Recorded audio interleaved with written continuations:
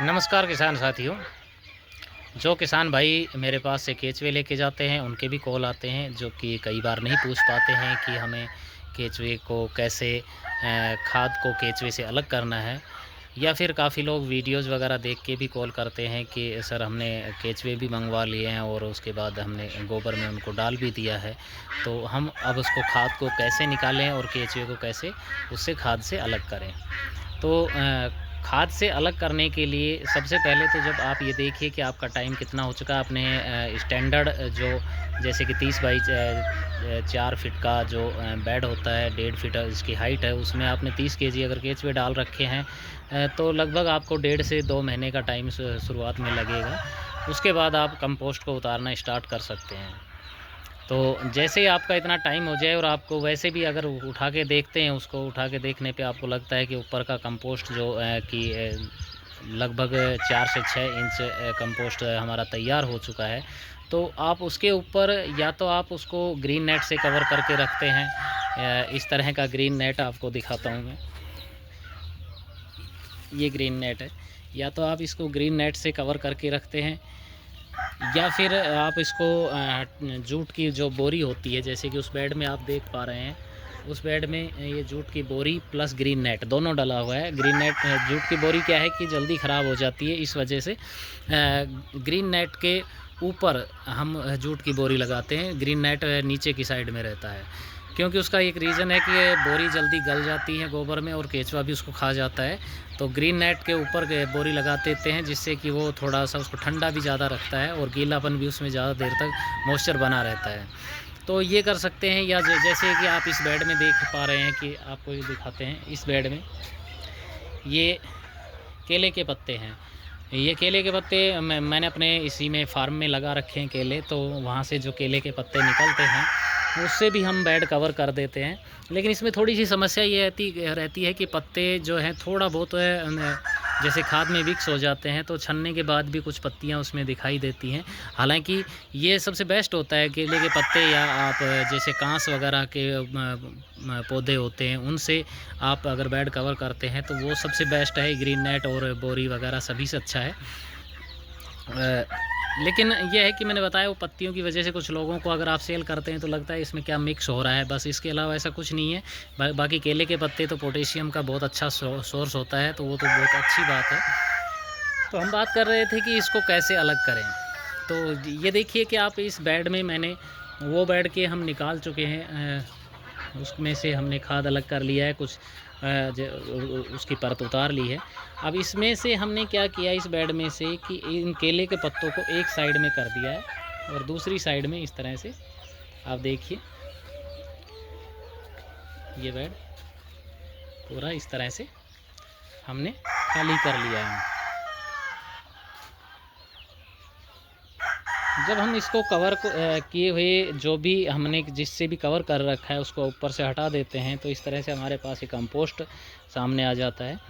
इसमें कंपोस्ट में आप देखेंगे कि कुछ जैसे हम प्योर गाय के गोबर से बनाते हैं, इसकी वजह से कुछ छोटी-छोटी डेली सी रह जाती हैं, क्योंकि गाय के और भैंस के गोबर में काफ़ी डिफरेंस होता है। गाय का गोबर जो होता है थोड़ा डेली नुमा रहता है, और थोड़ा अगर कम भीग पाया है तो उसमें ये डेलियाँ रह जाती हैं। ज़्यादा भीगने के बावजूद भी कुछ जगह रह ही जाती हैं। तो इसके लिए क्या होता है कि हमें इसको छानना पड़ता है। वैसे अगर आप वैसे बिना छाने भी यूज़ करते हैं तो कोई प्रॉब्लम नहीं है, लेकिन अगर सेल करना है आपको, कहीं मार्केट में बेचना है, तो छानना पड़ता ही है। तो इस तरह से जब कंपोस्ट निकल आए तो हाँ, इस कंपोस्ट को दांतेदार किसी इंस्ट्रूमेंट से, जैसे कि वहाँ रखा हुआ है, आप देखिए वहाँ रखा हुआ, उससे, या फिर आप अपने हाथ से भी इसको इस तरह से मूव करा सकते हैं। इसको जो भी ढका हुआ है आपने उसको कवर को हटा के और इस तरह से इसको मूव करना है।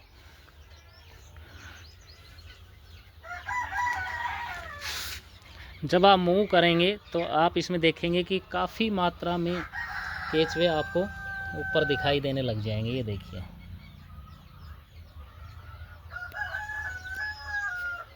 अब ये केचुए जब ऊपर दिखाई देने लग जाएंगे तो हम इस खाद को वैसे तो नहीं निकाल सकते, वैसे भी ये बिल्कुल ऊपर ही केचुआ हमेशा आधा फीट के आसपास ही रहता है अपनी बेड के ऊपर। ऊपर से 1 इंच के आसपास का कुछ एरिया छोड़ के और फिर नीचे 1 फुट आधा फुट के मैक्सिमम उसमें रहता है, क्योंकि उसको ऊपर अपने ऑक्सीजन वगैरह के श्वसन क्रिया के लिए भी आते रहना पड़ता है। तो जब हम इसको इस तरह आधा घंटा छोड़ देंगे तो केंचुआ कभी भी रोशनी में ज़्यादा देर नहीं रुकता है, ना ही वो ज़्यादा गर्मी में सर्वाइव कर पाता है। तो आधे घंटे में जितने भी वार्म हैं वो ऑटोमेटिकली अपने आप नीचे चले जाएंगे। धीरे धीरे करके ये एक एक करके अपने ऐसे जाते रहेंगे नीचे। फिर हम इसको आधा घंटे के बाद किसी उसके आपके पास कोई इंस्ट्रूमेंट है उसकी मदद से, या फिर इस तरह से धीरे धीरे हाथ से इस तरह से इसको इकट्ठा कर लेना है। इसको इकट्ठा करके और फिर उसके बाद आप इसको छान सकते हैं, या वैसे भी आप इसको यूज़ कर सकते हैं। इसको निकालने के बाद आपको इसको वापस उस तरह से कवर करना है जैसे मैंने उसमें ये बोरियां डाली हुई है, जूट की बोरी और ये ग्रीन नेट डाला हुआ है, या फिर हम इसी तरह से इन पत्तों को वापस से इसके ऊपर कवर कर देंगे और कवर करके इस पर वापस से पानी का हमें छिड़काव करना है। फिर 3 से 4 दिन के बाद दोबारा यही प्रोसेस करना है। ऊपर से अब हमें उसको निकालना है, मूव करना है, मूव करके और इसके ऊपर से 2 इंच से 3 इंच की परत उतार लेनी है, फिर से पानी डाल का स्प्रे कर देना है।